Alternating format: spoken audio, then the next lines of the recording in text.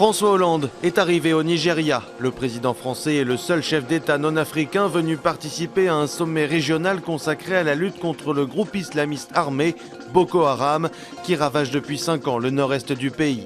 Cette réunion vise à relancer la force multinationale mixte, un contingent soutenu par Paris qui comprend le Nigeria, le Tchad, le Cameroun, le Niger et le Bénin. En République démocratique du Congo, pour la 3e fois cette semaine, Moïse Katumbi était de nouveau convoqué devant le tribunal de Lubumbashi.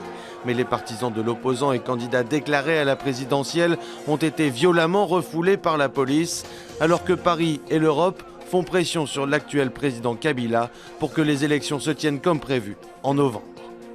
À peine installé, Michel Temer est déjà très décrié. Les 24 ministres du nouveau gouvernement brésilien sont en effet tous des hommes blancs, conservateurs et beaucoup ont des ennuis avec la justice.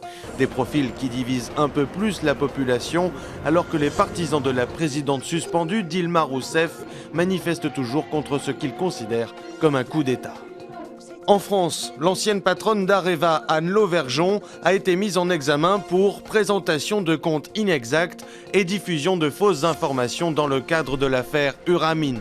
Cette société minière canadienne achetée en 2007 près de 2 milliards d'euros, mais dont les gisements se sont avérés inexploitables, la justice soupçonne une vaste escroquerie.